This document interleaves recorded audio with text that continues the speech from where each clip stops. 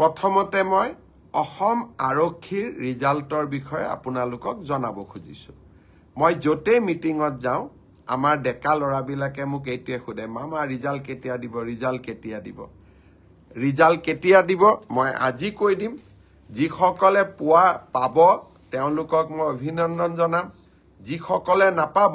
অহাবাৰ পৰীক্ষাৰ বাবে আৰু প্ৰচেষ্টা চলাব মন বেয়া নকৰিব আৰু সকলোৱে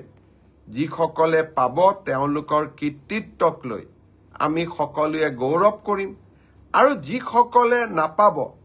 তেওঁলোকে পুনৰ প্ৰচেষ্টা কৰিম পৰীক্ষাৰ এটা ৰিজাল্ট ভাল বেয়া দুইটাই আহে তাক লৈ বহুত চিন্তা কৰিব নালাগে we should take life as challenge জীৱন প্ৰত্যাহ্বানেৰে পৰিপূৰ্ণ ৰিজাল্ট আপোনালোকে জানেই OMRCত আপোনালোকে চাইয়ে আছে গতিকে পোৱা আৰু নোপোৱা দুইটাই জীৱনৰ একোটা যাত্ৰাৰ সংগী বুলি আমি ধৰি ল'ব লাগিব মই এতিয়া আপোনালোকক জনাই থৈ যাম সাব ইন্সপেক্টৰ আমাৰ UB AB কমিউনিকেশ্যন এই তিনিটা ক্ষেত্ৰত অসম আৰক্ষীয়ে সাব ইন্সপেক্টৰ পোষ্টৰ পৰীক্ষা পাতিছিল ইয়াত পদ আছিল 203টা ইয়াৰে ইতিমধ্যে লিখিত পৰীক্ষা হৈ গ'ল আৰু এই লিখিত পৰীক্ষাত যিসকলে উত্তীৰ্ণ হ'ল যিসকলে কাট অফ নম্বৰ পাবলৈ সক্ষম হ'ল তেওঁলোকৰ তালিকা 6 মাৰ্চ তাৰিখে আৰক্ষী বিভাগে প্ৰকাশ কৰিব 6 মাৰ্চ তাৰিখে লিখিত পৰীক্ষাৰ ৰিজাল্ট হোৱাৰ লগে লগে PST আৰু PET আৰম্ভ হ'ব আৰু PST আৰু PETৰ এডমিট কাৰ্ড আপোনালোকে 9 মাৰ্চত ডাউনলোড কৰিব পাৰিব আৰু PST আৰু PET 17 মাৰ্চৰ পৰা আৰম্ভ হ'ব এয়া হ'ল অসম পুলিচৰ সাব ইন্সপেক্টৰ UB AB আৰু কমিউনিকেশ্যন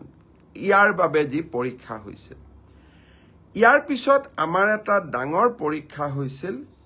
কনষ্টেবল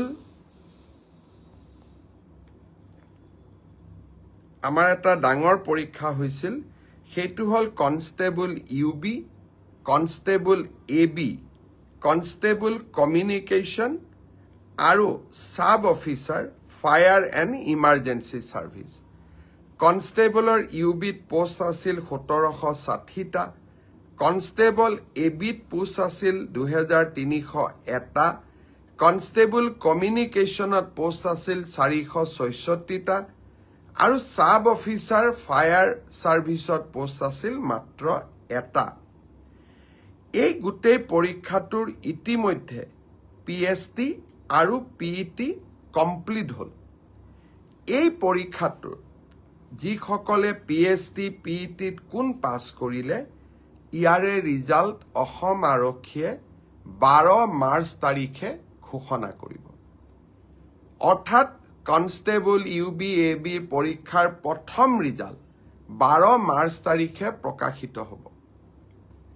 ইয়াৰ পিছত আপোনালোকে নিজেও জানে যে এটা লিখিত পৰীক্ষাত আমি অৱতীৰ্ণ হ'ব লাগিব আৰু এই লিখিত পৰীক্ষাটিৰ বাবে যিসকলে কাট অফ মাৰ্ক পাবলৈ সক্ষম হ'ব তেওঁলোকে এডমিট কাৰ্ড 17 মাৰ্চৰ পৰা ডাউনলোড কৰিব পাৰিব আৰু finally AB UB written test 23 মাৰ্চত অনুষ্ঠিত হ'ব ইয়াৰ পিছত অসম আৰক্ষীত ড্ৰাইভাৰৰ 667টা পোষ্টৰ বাবে PST আৰু PET অনুষ্ঠিত হৈছিল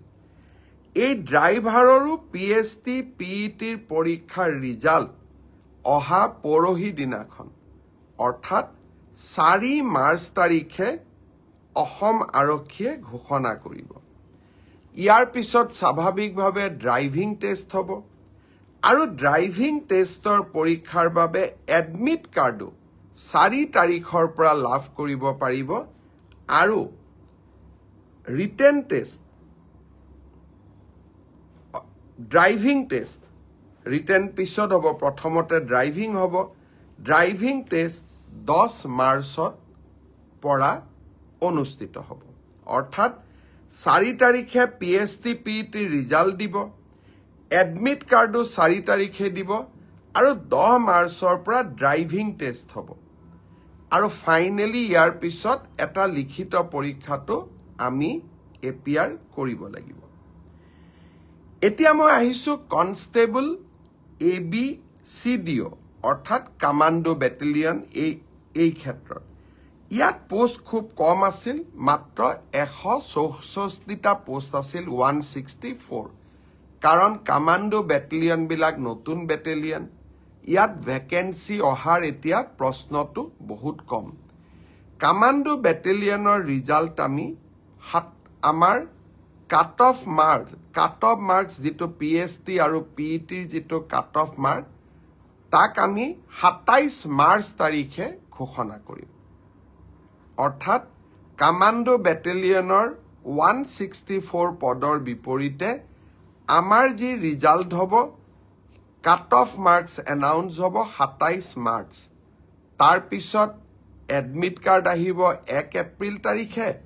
আৰু সাইকোমেট্ৰিক টেষ্ট 8 এপ্ৰিলৰ পৰা অনুষ্ঠিত হ'ব আমাৰ গ্ৰেড 4 অসম আৰক্ষীত 258টা পোষ্টৰ বাবে অনুষ্ঠিত হৈছিল গ্ৰেড 4 পৰীক্ষাৰ PST PET হৈ গল আৰু কেইটামান হ'ব বাকি আছে 15 মাৰ্চলৈকে চলিব হে ইয়াৰ PST PET ৰিজাল্ট আমি দিউতে কিছু পলম হ'ব 30 এপ্ৰিল পাবগৈ এয়া হল অসম আৰক্ষীৰ সম্পৰ্কত আপোনালোকে জানিব বিচৰা তথ্য ইয়াৰ পিছত বহুত লৰা ছোৱালীয়ে মোক সুধি আছে যে ADRE ৰিজাল্ট কেতিয়া দিব ADRE ৰিজাল্ট 7 মাৰ্চ শুক্ৰবাৰে আমাৰ গ্ৰেড 3 আৰু গ্ৰেড 4ৰ যি আমাৰ ৰিক্ৰুটমেন্ট কমিশন আছে তেওঁলোকে ঘোষণা কৰিব যিমান কেইটা পদ আছে তাৰ বিপৰীতে দুজনকৈ লৰা ছোৱালীক এই পৰীক্ষাত উত্তীৰ্ণ হ'ব আৰু তেওঁলোকৰ মাজত পৰৱৰ্তী সময়ত ৰিটেন টেষ্ট অৰেল অনুষ্ঠিত হ'ব অৰ্থাৎ লিখিত পৰীক্ষাৰ ৰিজাল্ট গ্ৰেড 3 আৰু গ্ৰেড 4 আমি 7 মাৰ্চ তাৰিখে ঘোষণা কৰিম এটা পোষ্টৰ বিপৰীতে দুজনকৈ লৰা ছোৱালীয়ে এই লিখিত পৰীক্ষাত উত্তীৰ্ণ হ'ব শেষৰ নম্বৰটোত যদি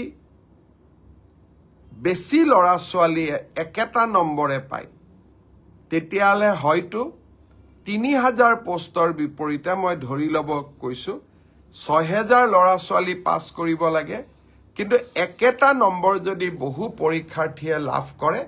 তেতিয়া হলে একে নম্বৰ পোৱা লৰা ছোৱালী সকলেও পৰীক্ষাটো ডেফিনেটলি পাস কৰিব অৰ্থাৎ আমি যদি ধৰি লও 50 যে কাট অফ মাৰ্ক কিন্তু 50 যদি 50 জন লৰাই নম্বৰ পাইছে তেতিয়ালে 50 জন লৰায়ে লিখিত পৰীক্ষাত পাস কৰিব গতিকে 1:2 বুলি কলেও 1:2 একেবাৰে গ্ৰামাটিক্যাল সেন্সত নহব হয়তো 2-4জন লৰা ছোৱালীয়ে বেছিকৈ পাস কৰিব